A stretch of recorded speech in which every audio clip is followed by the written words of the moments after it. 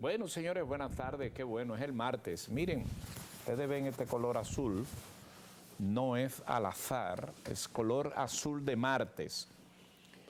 El color que predomina el martes de salud, que se llamará desde el 18 de julio el poder de la salud. Con el mejor comunicador que tiene el área de la salud en República Dominicana, el más completo, ¿no? Que es Pedro Ángel. Él se llama Pedro Ángel Resumen de Salud. Está ahí al frente, director. Solo, póngamele close-up. Así mismo. Y el doctor Cambiaso Alejandro, que es Alejandro Cambiaso Rate, que siempre está con nosotros.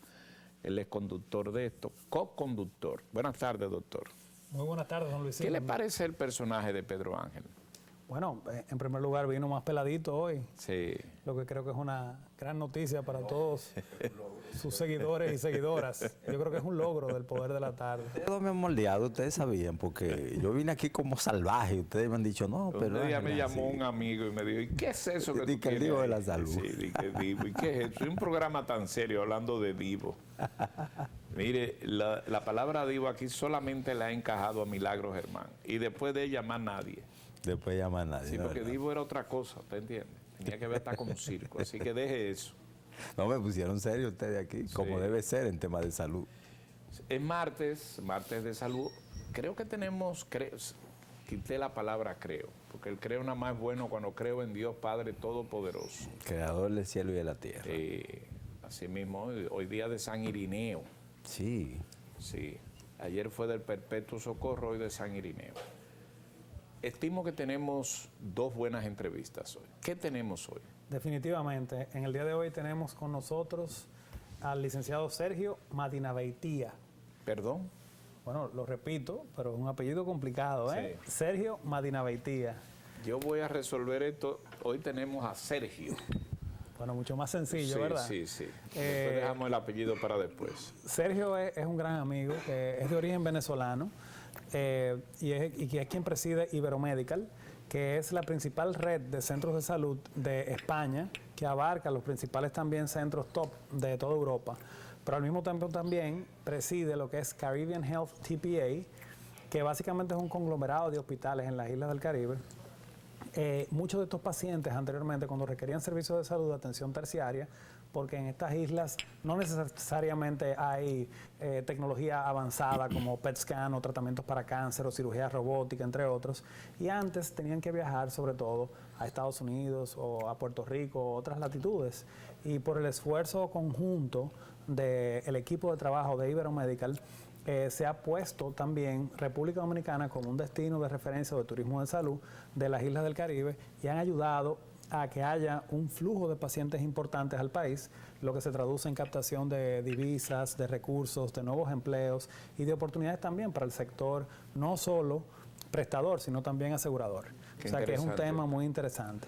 También tenemos con valoro eso porque acuérdense que siempre en el programa, además de aprender sobre lo referente a muchas enfermedades, cómo tratarlas, dónde tratarlas, en el programa sacamos un espacio para mirar un poco lo que es la estructuración del sistema de salud, que ya no se trata a veces de un simple local, un hospital o un escenario donde se concurren con equipos, sino toda una estructura básica que tiene la salud, cómo es manejada, la estructura de comunicación, de diseño, de alcance, porque la tecnología no solamente ha arropado la salud, sino que no se puede concebir la salud sin la tecnología. Así es. Es verdad que el conocimiento nato y neto que tienen los médicos que aprenden en las universidades ha terminado dotándose de dos pilares que tienen los médicos.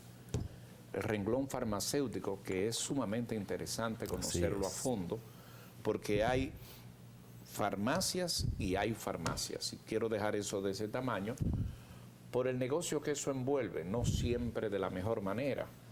Entonces, eso es un mundo muy poderoso que gira alrededor de la medicina. La otra parte es la tecnología, que data de los últimos 2 decenios, ¿no?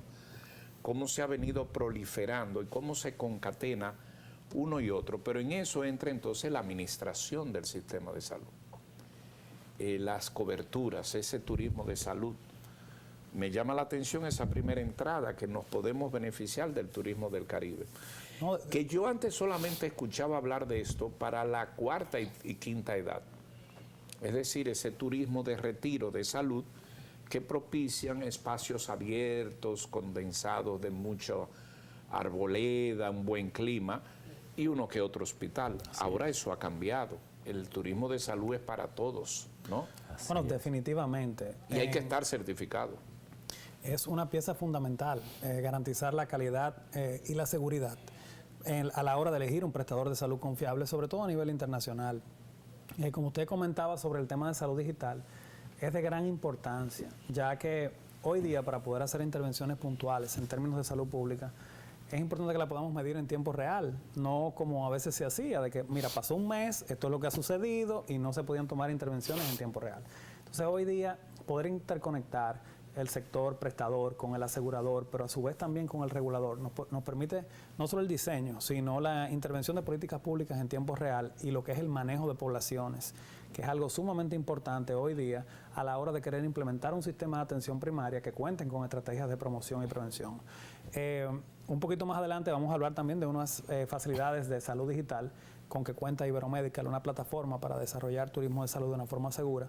Pero también tenemos otra invitada de mucho peso, que es la doctora Yaila de Peña, quien es pediatra, quien se ha subespecializado en terapias conductuales y en pacientes con discapacidad, de manera especial con el autismo. Pudimos observar hace unos días una marcha importante del autismo, donde se exigía una ley para el autismo y mayores facilidades en este sentido. El sector asegurador ha tomado algunas iniciativas, como es el caso de Just de Seguros Reservas, que da cobertura para terapias de autismo. Sin embargo, todavía hay mucho más que hacer y más que dar. Entonces, Yael es una médico de muy buena trayectoria, que trabaja también en el CAID, que vamos a hablar un poco de qué es el CAID, cuál es su objeto, y básicamente qué podemos hacer desde la perspectiva de la comunicación para seguir motivando a que se tomen acciones que permitan fortalecer la atención a esta población que muchas veces se encuentra desprotegida.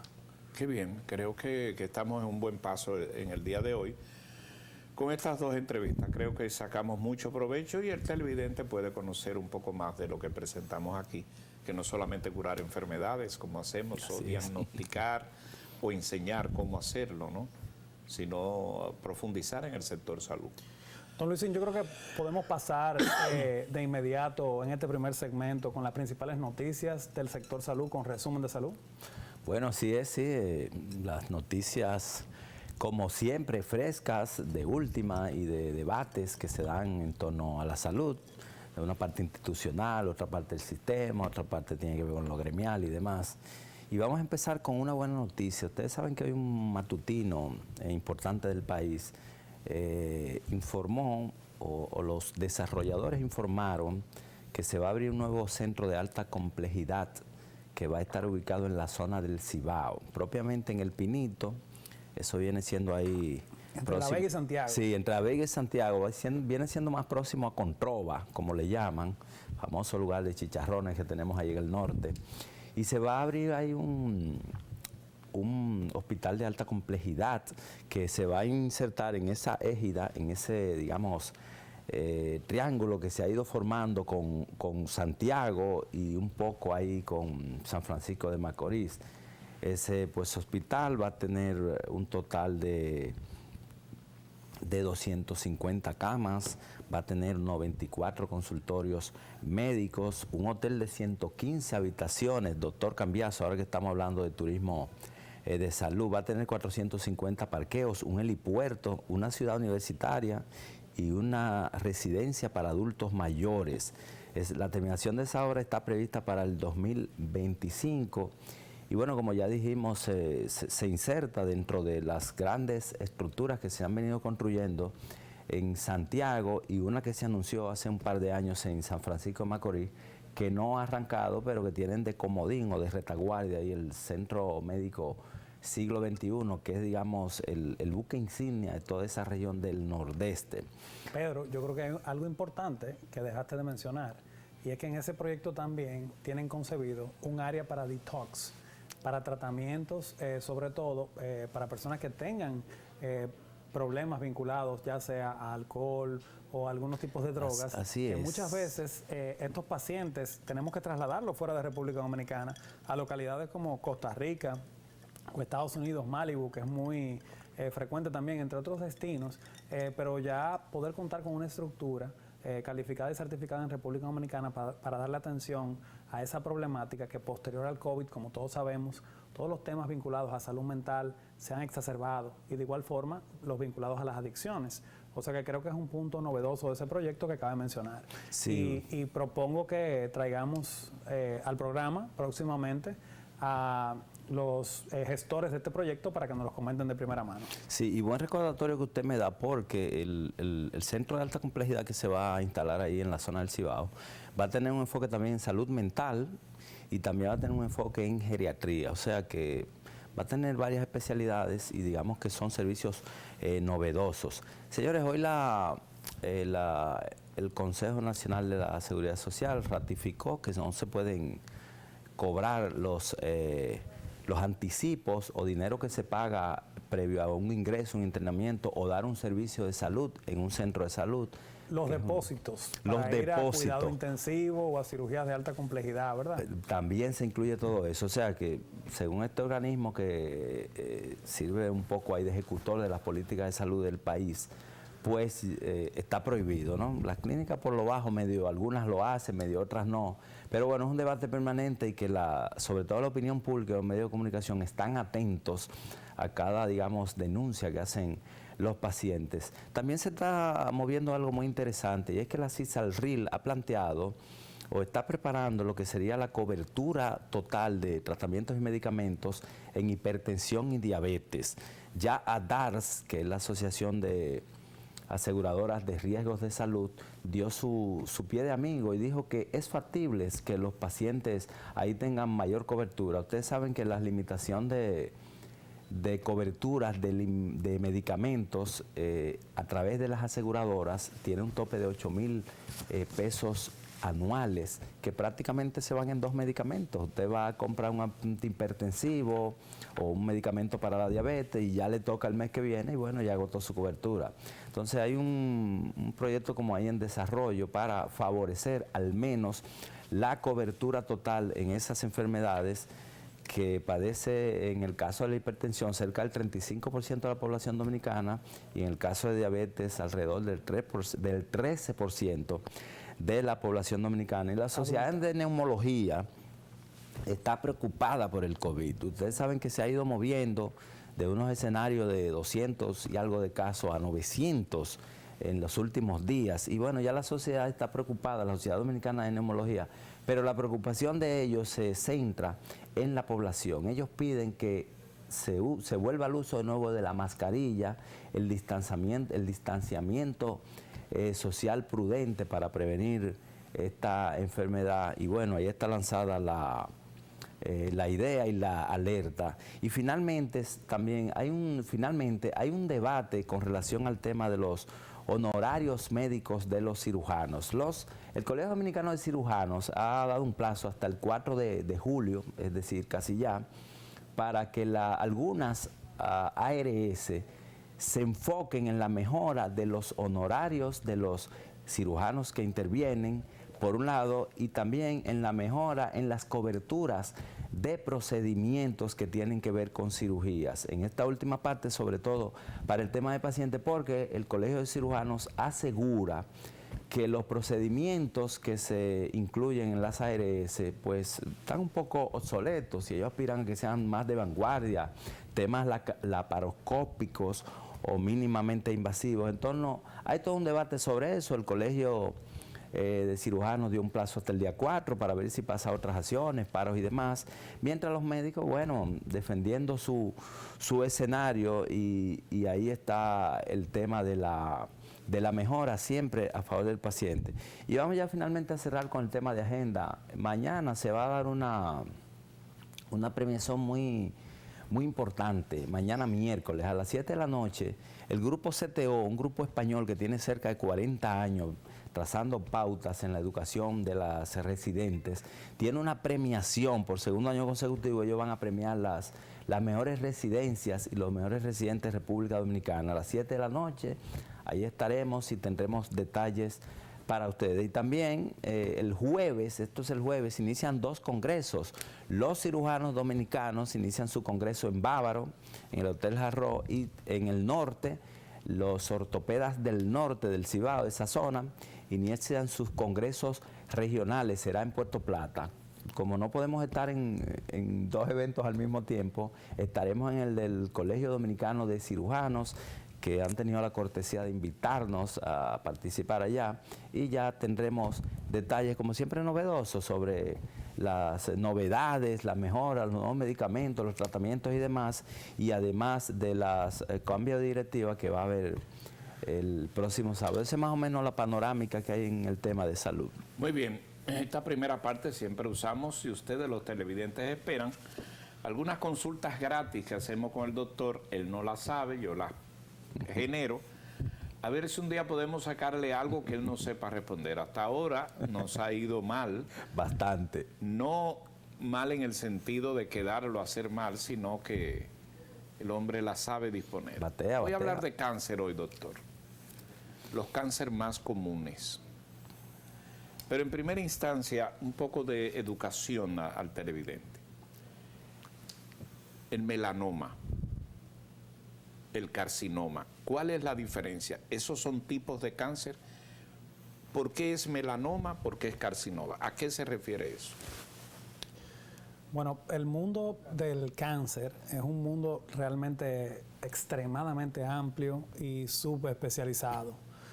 Cuando hablamos de melanoma, nos referimos a cáncer de piel y a uno de los cánceres que es más agresivo. Por eso es tan importante la inspección del mismo paciente, pero también del médico en el examen físico. Cuando usted encuentra en su piel, por ejemplo, un lunar que cambia de color o que puede ser doloroso o que puede tener una textura irregular o simplemente es una mancha en su piel nueva, es importante de que acuda a un dermatólogo para examinarse. En muchos casos puede no ser nada, pero en otros puede requerir de observación, ya sea con un dermatoscopio para delimitar con más exactitud esa lesión, o puede ser necesario inclusive realizar una biopsia, porque esa lesión que vemos en piel puede ser el tip of the iceberg, como dicen los gringos. Debajo de esa lesión puede haber ramificaciones importantes y puede ser una lesión que es importante que se caracterice. Entonces, cuando hablamos de cánceres, hay muchos tipos de cánceres, prácticamente en todos los órganos. La piel es el tejido... Entonces, el carcinoma, ¿cómo se...? Melanoma, carcinoma. La piel es el tejido más extenso y en él se pueden presentar distintos tipos de cáncer de piel, dentro de lo que está, como acabamos de comentar ahora, el melanoma. Carcinoma es un término que se utiliza para definir muchas de las lesiones de cáncer y le tenemos que poner apellido para saber cuál es su localización y para saber si se encuentran... Por ejemplo, en tiroides. Y, por ejemplo, para saber si se encuentran también bien delimitados o si son cánceres que han migrado. Por ejemplo, cuando decimos carcinoma in situ, nos referimos a un cáncer, a una lesión que hemos visualizado, ya tenemos ese diagnóstico de cáncer, evidentemente, por biopsia, pero que se encuentra solo localizado en un área. Cuando hablamos de metástasis, ya es que ha habido una lesión que ha migrado y que ya no se encuentra solamente ahí establecida, por lo que es una lesión de mayor riesgo. Cuando hablamos de cáncer de tiroides, también hay distintos tipos de cáncer de tiroides. Hay cánceres o adenocarcinomas papilares. Por eso, en adición a la biopsia también nos podemos auxiliar de otros métodos diagnósticos como son la inmunohistoquímica para poder caracterizar con precisión esta lesión.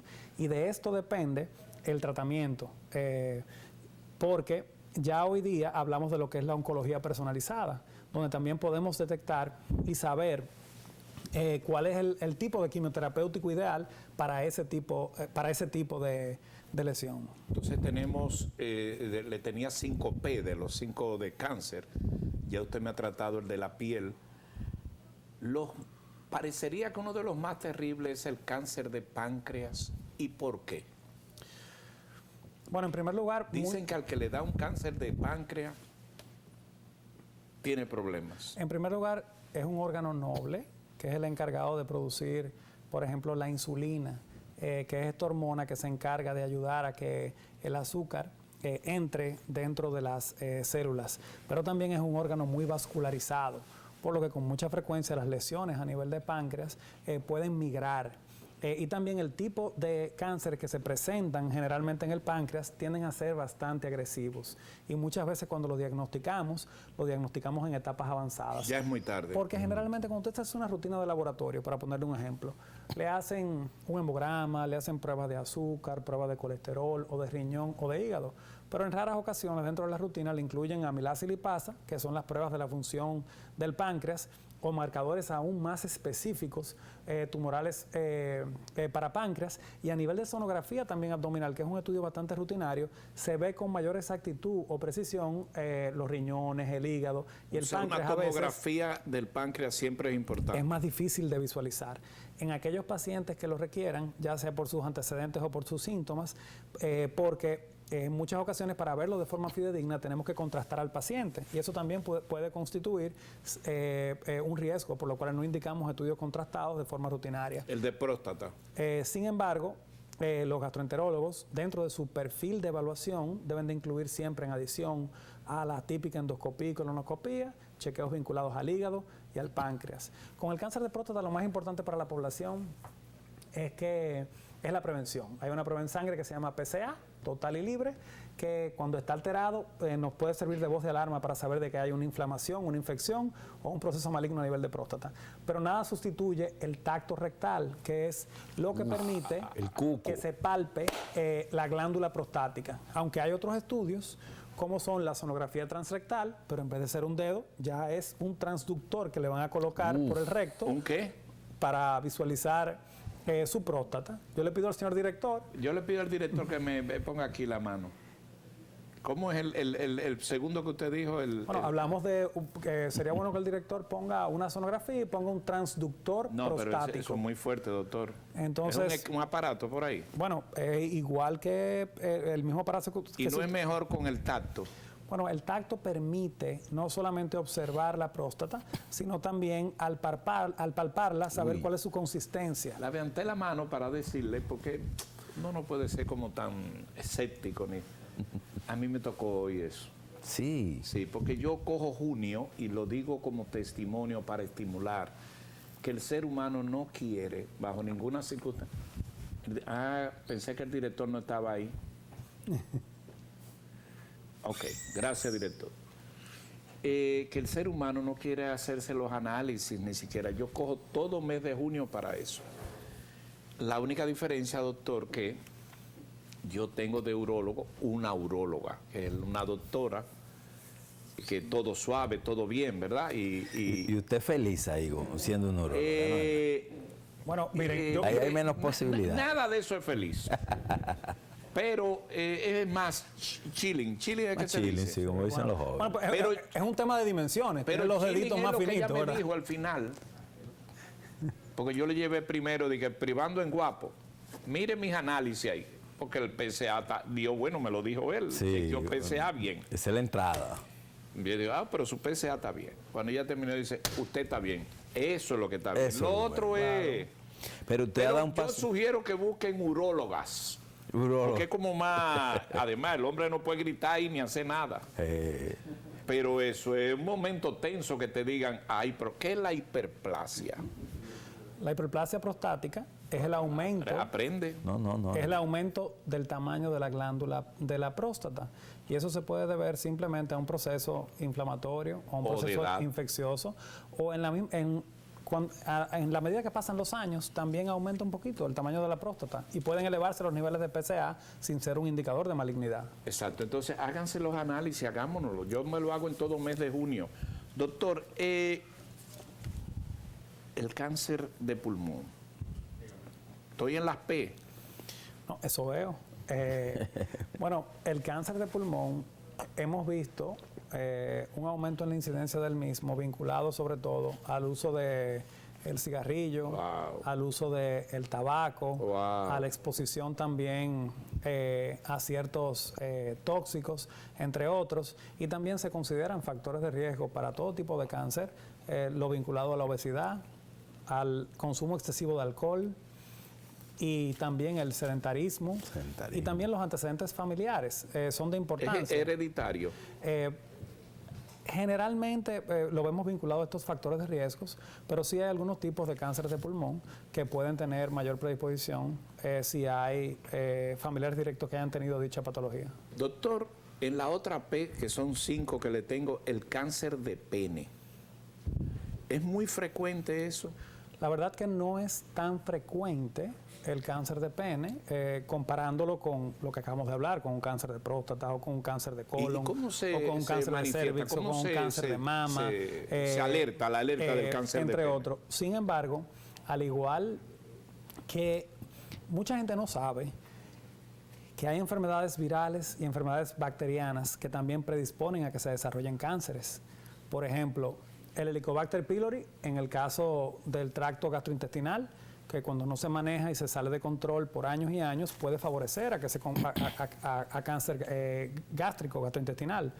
Pero de igual forma, la hepatitis B, la hepatitis C pueden favorecer a cáncer hepático. El papiloma humano. Pero el virus del papiloma humano, hacia ahí era donde iba, también a cáncer de cervix en el caso de la mujer, o inclusive a enfermedades de transmisión sexual en el caso del hombre, y también a cáncer. Por lo que es importante el escrutinio de infecciones de transmisión sexual en el caso del hombre y no limitarlo nada más al pene, porque también podemos ver cáncer testicular. Entonces es sumamente importante que en la evaluación urológica, en adición al chequeo de la próstata, se evalúen lo que es el escroto, lo que son los testículos y lo que es si el testículo pene, está más grande, ¿no? Entre otros. No solamente si está más grande, si presenta también líquido en el escroto, si nos damos cuenta. Pero eso hay que hacer el análisis entonces. Bueno, en algunas ocasiones, simplemente viéndolo, lo sospechamos, al palparlo también, y tendríamos que hacer lo que sería un Doppler escrotal. Hay también Doppler de pene, donde podemos observar también Entonces, mi ignorancia, yo creía que el Doppler nada más era en las piernas. Hay Doppler de pene, claro, y se utiliza muchísimo para saber. Doppler de pene. Y se utiliza muchísimo para saber si hay trastornos en el llenado de los cuerpos cavernosos que incidan en disfunción eréctil. Y con eso, y viendo esos estudios, podemos utilizar tratamientos para manejar la disfunción eréctil. No se meten en esos temas, Y eso se puede. ¿Cuál es el indicador para uno tomar una acción en eso? O sea, ¿un dolor o qué? Exacto, duelen los testículos, por ejemplo. Bueno, hay en algunas ocasiones que el dolor es uno de los principales síntomas que nos llama la atención y nos lleva al médico. Sin embargo, muchas de las enfermedades, mortales inclusive, no presentan dolor ni síntomas. Cuando vemos, por ejemplo, la hipertensión arterial, en muchas ocasiones el paciente no se da cuenta. No presenta nada y... Por lo que es importante las evaluaciones urológicas rutinarias. Si usted no tiene ningún antecedente ni ningún síntoma, a los 40 años debe de hacerse su chequeo urológico, que incluye la evaluación de la próstata, pero también del pene y también del escroto y los testículos. El más socorrido, el de mayor frecuencia. De mayor frecuencia, el cáncer de mama. Bueno, el cáncer de mama, sin duda, es uno de los que vemos con más frecuencia, pero también es uno de los que más se estudian. Entonces, como hay más cultura, las mujeres en sentido general nos llevan una gran ventaja, porque tienden a tener una mayor cultura preventiva y van a sus chequeos ginecológicos. ¿Cuál es la luz que indica que pudiera tener un cáncer de mama una dama? ¿Cuál es como el punto de referencia?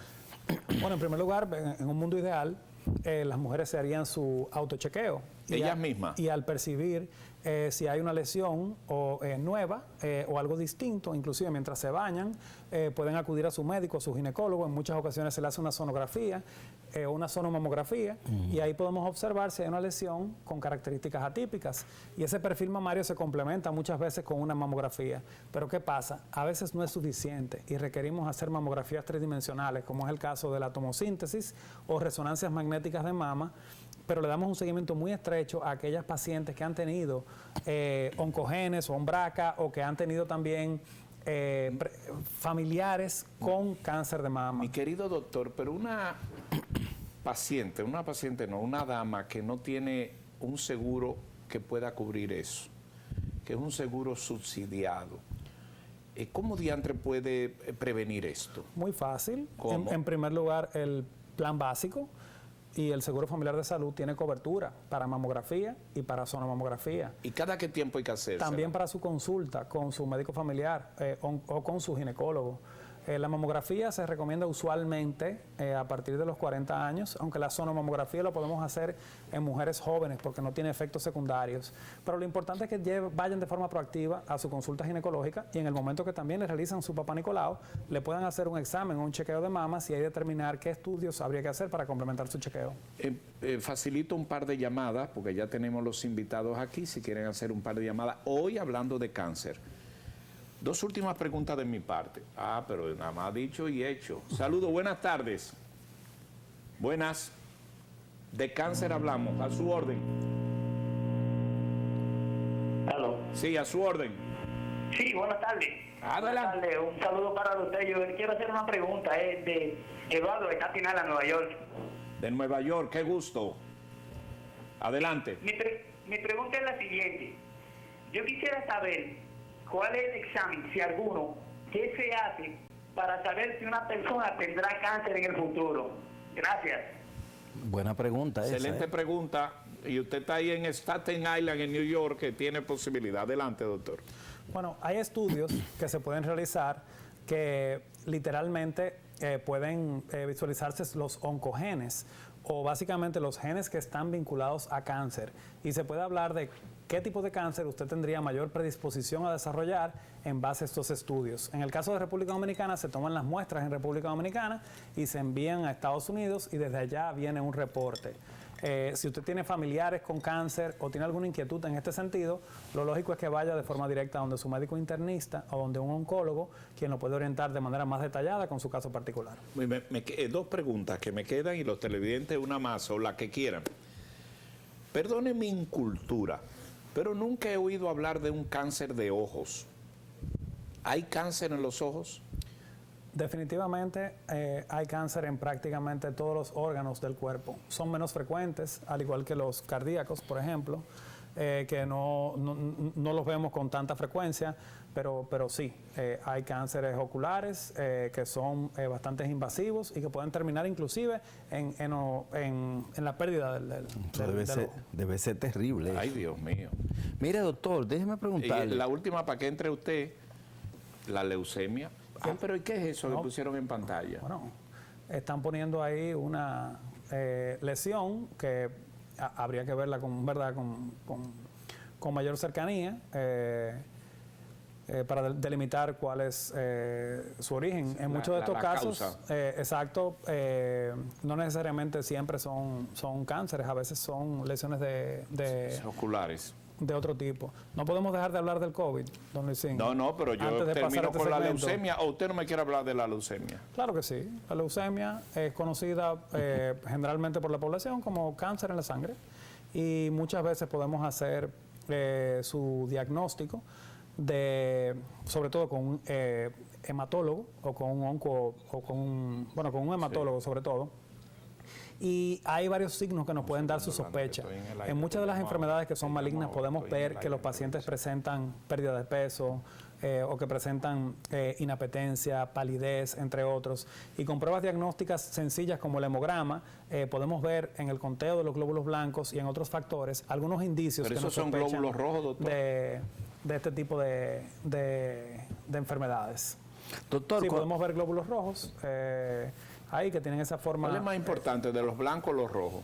Bueno, los dos son importantísimos porque sin ninguno de los dos no existe la vida. Entonces, los glóbulos rojos son los que transportan el oxígeno y los glóbulos blancos son los que nos sirven como defensa del organismo.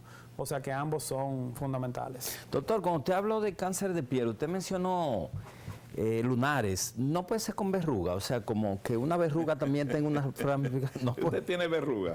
Lleno. Me preocupé de una vez. No, definitivamente. Eso. ¿O es lunares solamente? No, claro. Lunares y lesiones verrucosas. Pero es importante de que se le haga una evaluación dermatológica completa. Para preocuparnos y que nos lleve quien nos trae. Ahora, Pedro, nosotros tuvimos aquí con nosotros la presidenta de la Sociedad de Dermatología, la doctora Isa, y la cirujana dermatológica, la doctora Rosy Núñez. Qué extraño, ¿verdad?, que no la aprovechamos, pero vamos a aprovecharlo para esa consulta. Sí, no, y la gente Sendoy, vamos a hacerle un llamado a la buena amiga Amelia Reyes, apúreme ese chequeo en Sendoy, porque a mí me duele todo. Está en el aire. Sí. Pero Pedro Ángel, La presioné ahí. tú te hiciste tu chequeo hace menos de 6 meses, Pedro. No, ¿cuál? No, pero fue un Doctor, pero. siempre está asustado. Ya no. Tiene una verruga y usted lo ha asustado. No, es que el ácido viejúrico da todo. Bueno, Bueno, yo creo que si el señor director nos pone el COVID.